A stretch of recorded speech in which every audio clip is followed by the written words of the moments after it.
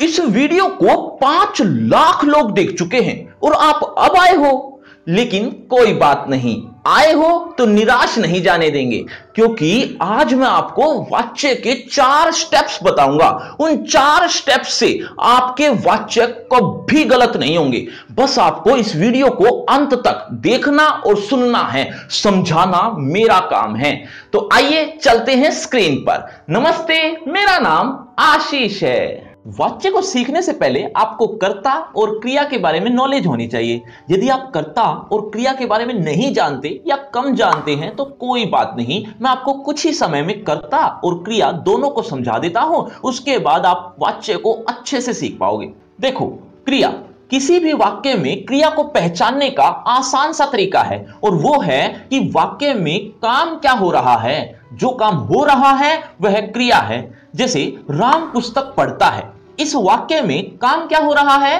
काम हो रहा है पढ़ना, तो क्रिया हुई पढ़ता है।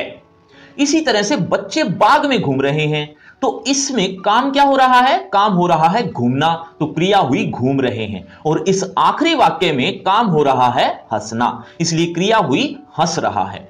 एक और पहचान भी है क्रिया की। किसी भी शुद्ध वाक्य में क्रिया हमेशा वाक्य के अंत में मिलती है। जैसे पढ़ता है, घूम रहे हैं, हंस रहा है, ये सभी क्रियाएं हैं और वाक्य के अंत में हैं। तो इस तरह से क्रिया को पहचानने के 2 आसान से तरीके हैं। पहला, वाक्य में काम क्या हो रहा है, और दूसरा, क्रिया वाक्य के अंत में ही मिलेगी। क्रिया के 2 भेद होते हैं, सकर्मक और अकर्मक। सकर्मक मतलब कर्म के साथ और अकर्मक मतलब कर्म के बिना। यानी वाक्य में यदि कर्म हुआ तो वह सकर्मक क्रिया होगी, और यदि वाक्य में कर्म नहीं हुआ तो वह अकर्मक क्रिया होगी। लेकिन हमें कैसे पता चलेगा कि किस वाक्य में कर्म है और किस वाक्य में नहीं? इसका भी एक आसान सा तरीका है। आइए एक उदाहरण से समझते हैं। सोहन पत्र लिखता है, तो सबसे पहले हमें क्रिया छांटनी है, जो आप पहले से ही सीख चुके हैं। क्रिया है लिखता है। अब आपको क्रिया से पहले किसको या क्या शब्द लगाना है, लेकिन एक एक करके। पहले किसको लगाते हैं, बाकी बचा हुआ वाक्य थोड़ी देर के लिए भूल जाना है। अब ये एक प्रश्न बन गया, किसको लिखता है? इसका जवाब इस वाक्य में नहीं मिला। अब हम क्या शब्द लगाकर देखते हैं। क्या लिखता है? उत्तर मिला पत्र। जो उत्तर मिलेगा वह कर्म होगा। यानी क्या और किसको में से एक का भी उत्तर मिल गया तो समझ लेना वह उत्तर कर्म है।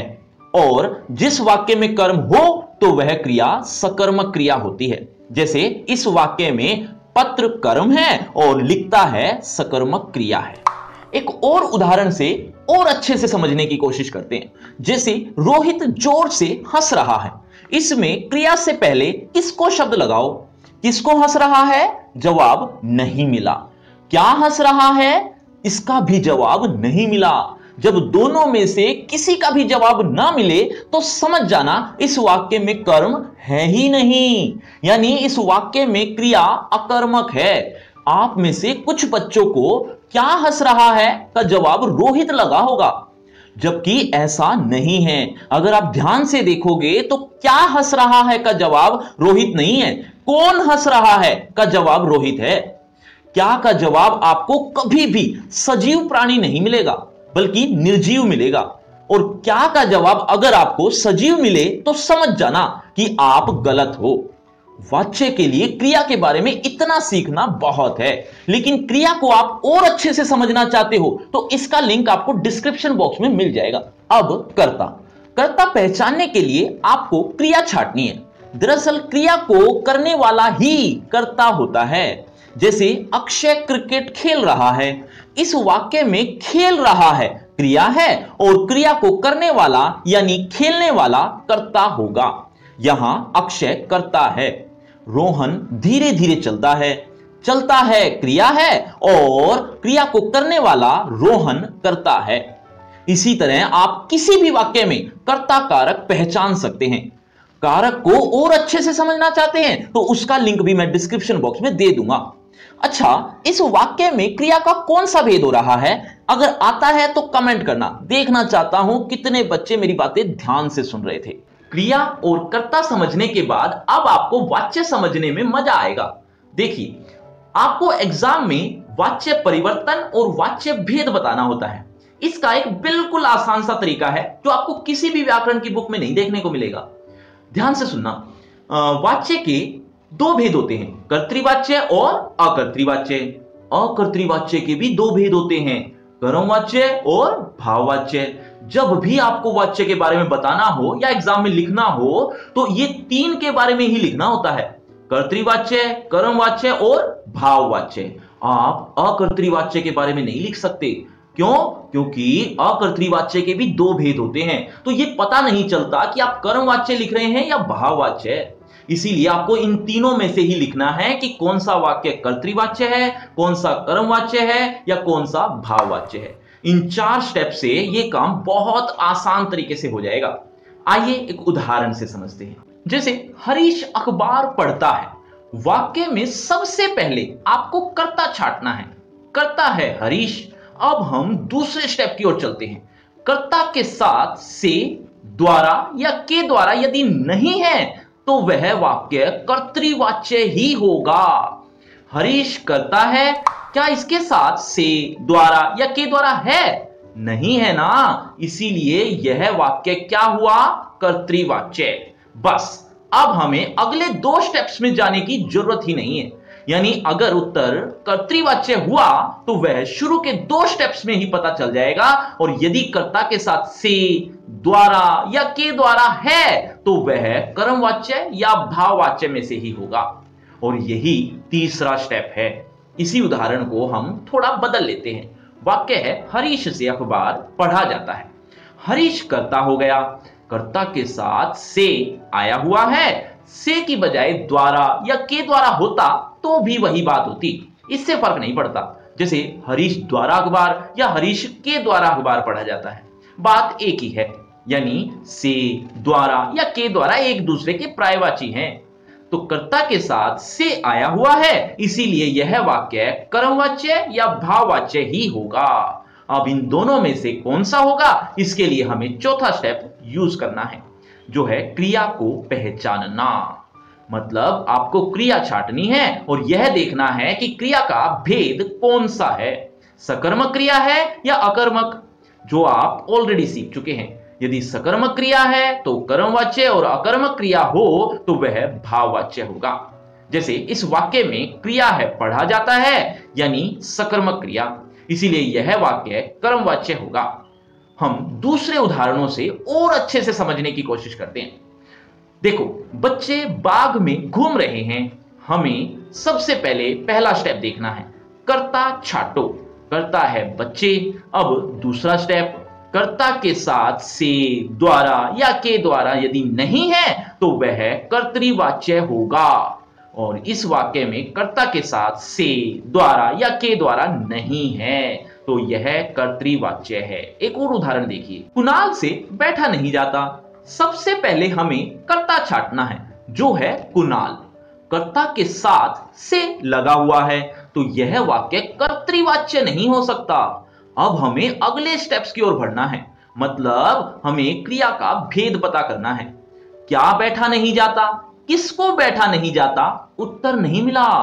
ध्यान रहे, किससे बैठा नहीं जाता इसका उत्तर तो मिल रहा है, लेकिन किसको बैठा नहीं जाता इसका उत्तर नहीं मिला। इसलिए क्रिया अकर्मक है और अकर्मक क्रिया आने पर भाववाच्य हो जाएगा।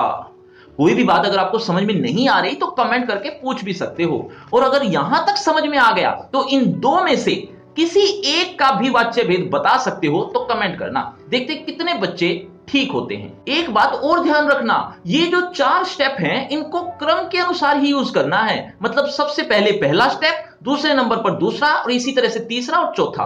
अक्सर बच्चे क्या करते हैं, पहले स्टेप के बाद तीसरे और चौथे स्टेप पर जंप कर जाते हैं। ऐसा करने पे पैंट फट जाती है, ध्यान रखना, यानी गलत हो जाता है। एक थोड़ा अलग उदाहरण लेते हैं। सुरेश को भोजन खिला दिया। वाच्य भेद बताना है। सबसे पहले कर्ता छाटेंगे। कर्ता आपने छाट ही लिया होगा, कर्ता है सुरेश, है ना? जी नहीं, ध्यान से देखो, क्रिया को करने वाला कर्ता होता है। क्रिया है खिला दिया, खिलाया किसने, वो इस वाक्य में है ही नहीं, यानी इस वाक्य में कर्ता ही नहीं है। ऐसी सिचुएशन में क्या करोगे, पहले स्टेप को छोड़कर दूसरे या तीसरे स्टेप पर जंप करोगे? नहीं, बिल्कुल नहीं। जब तक पहला स्टेप नहीं तब तक बाकी के जो स्टेप्स हैं वो काम नहीं करेंगे। इसके लिए सिंपल सी चीज है, अगर कर्ता नहीं है तो आप अपनी तरफ से लगा लेना। जैसे मोहन, मुकेश, राम, कुछ भी। जैसे यहां पर राम लगा देते हैं, राम सुरेश को भोजन खिला दिया। अब ये वाक्य तो बना ही नहीं। राम से सुरेश को भोजन खिला दिया, ये वाक्य भी नहीं बना। राम ने सुरेश को भोजन खिला दिया, हां ये वाक्य बन गया। हालांकि आपने तो शुरू में ही ये वाला सोच लिया होगा। ये तो मैं आपको ये बता रहा था कि इस तरह से ने या से लगाकर जो फिट बैठता है वही कर्ता लगा लेना। अब कर्ता आ गया। अब 4 स्टेप फॉलो करने हैं। जो उत्तर आए कमेंट में जरूर बताना। देखते हैं कितने बच्चे समझ गए। ये तो हुआ वाच्य भेद पहचानने का तरीका, लेकिन वाच्य भेद के साथ साथ वाच्य परिवर्तन भी आता है एग्जाम में। वाच्य परिवर्तन का मतलब एक प्रकार के वाच्य को दूसरे प्रकार के वाच्य में बदलना। इसका भी एक आसान सा तरीका है। देखिए, रविंद्र क्रिकेट खेलता है। इसका वाच्य परिवर्तन के लिए हमें ये 3 स्टेप्स फॉलो करने हैं। कुछ कुछ तो पहले जैसे ही हैं। जैसे पहला है कर्ता छाटो और कर्ता है रविंद्र। दूसरा स्टेप, कर्ता के साथ से, द्वारा या के द्वारा यदि नहीं है तो लगा दीजिए और यदि है तो हटा दीजिए। जैसे रविंद्र कर्ता के साथ से, द्वारा या के द्वारा नहीं है तो हमें लगाना है। क्या लगाना है? इन तीनों में से कोई भी। द्वारा लगाते हैं। वाक्य बना, रविंद्र द्वारा क्रिकेट खेला जाता है। हालांकि इसमें खेलता है था, लेकिन परिवर्तन करने के बाद खेला जाता है हो गया। और ये अपने आप ही होगा, आपको करने की जरूरत नहीं है, क्योंकि रविंद्र द्वारा क्रिकेट खेलता है ये वाक्य तो फिट ही नहीं बैठता। वाच्य परिवर्तन तो हो गया, लेकिन इस तीसरे स्टेप्स को मत भूलना। परिवर्तन करने के बाद क्रिया जिस काल में थी उसी काल में रहे। ऊपर वाले वाक्य में ता, ते, ती आया हुआ है, तो परिवर्तन करने के बाद भी ता, ते, ती आएगा। इसकी जगह आप ये कर दोगे कि रविंद्र द्वारा क्रिकेट खेला जाएगा या खेला जा चुका है या खेला जा रहा है, ये सब गलत हैं, सिर्फ यही ठीक है। एक उदाहरण और देखते हैं। रमेश टीवी देख रहा है। सबसे पहले कर्ता जो है रमेश, कर्ता के साथ से, द्वारा या के द्वारा नहीं है तो लगा दो। रमेश से टीवी देखा जा रहा है। इसमें रहा है, रहे हैं या रही है आया था, तो परिवर्तन में भी रहा है, रहे हैं, रही है आएगा। बात समझ में आई तो सब्सक्राइब करना और वीडियो को शेयर करना तो बनता है। एक आखिरी उदाहरण और देखिए। मां के द्वारा बच्चे को नहलाया जा चुका था। इस वाक्य में कर्ता के साथ के द्वारा लगा हुआ है, तो हमें इसे हटाकर वाक्य बनाना है। मां बच्चे को नहला चुकी थी। चुका था, चुके थे, चुकी थी, इन तीनों में से ही आना चाहिए था। एग्जाम में आपको परिवर्तन के इस तरह से प्रश्न देखने को मिलेंगे, जैसे कर्म वाच्य में बदलो या भाव वाच्य में बदलो या फिर वाच्य परिवर्तन करो। तो आप कंफ्यूज मत होना कि हमें तो वाच्य परिवर्तन सिखाया गया था, कर्म वाच्य में कैसे बदलना है या भाव वाच्य में कैसे बदलना है ये तो सिखाया ही नहीं। आपको तो बस ये 3 स्टेप्स फॉलो करने हैं, उसके बाद वो उसी में अपने आप ही बदल जाएगा जिसमें पूछा है। अब इसका परिवर्तन आप करके दिखाओ, देखते हैं कितने बच्चे ठीक होते हैं। अच्छा ये बताओ कि परिवर्तन करते हुए वाक्य में कर्ता ही ना हुआ तो क्या करोगे? कर्ता अपनी तरफ से लगाओगे? जी हां, बिल्कुल ठीक सोच रहे हो, ऐसा ही करना है। लेकिन आप एक छोटी सी गलती करोगे। आइए बताता हूं। गरीबों में दवाइयां बांट दी गई। इस वाक्य को कर्तृवाच्य में बदलना है। कर्ता इसमें नहीं है, हमने अपनी तरफ से लगाना है। मुकेश द्वारा गरीबों में दवाइयां बांट दी गई, यह हमने लगा लिया कर्ता। कर्ता के साथ द्वारा है तो हटा देते हैं, वाक्य परिवर्तन हो जाएगा। मुकेश ने गरीबों में दवाइयां बांट दी, ये आ गया उत्तर। यही उत्तर आप एग्जाम में भी लिख दोगे, लेकिन ध्यान रहे ये कर्ता हमने अपनी तरफ से लगाया था, प्रश्न में ये नहीं था, इसीलिए हमें इसे हटाना भी है। उत्तर बनेगा गरीबों में दवाइयां बांट दी। अब सच सच बताना, आप में से कौन कौन कर्ता को हटाता और कौन नहीं। अब सबसे इंपॉर्टेंट बात, आपको प्रैक्टिस के लिए ढेर सारे एग्जांपल्स चाहिए या एमसीक्यू चाहिए तो डिस्क्रिप्शन बॉक्स में ऊपर ही लिंक मिल जाएगा, आप देख सकते हैं। और इसी तरह के टॉपिक्स आप और भी ट्रिक्स के साथ समझना चाहते हैं व्याकरण के, तो उसके लिए फ्री क्रैश कोर्स है हिंदी व्याकरण का, बिल्कुल फ्री है, डिस्क्रिप्शन बॉक्स में लिंक ऊपर ही मिल जाएगा। और अगर आपको मुझसे बातचीत करनी है तो सभी सोशल मीडिया के लिंक डिस्क्रिप्शन बॉक्स में है, आ जाइए बातचीत करते हैं। शुक्रिया, धन्यवाद।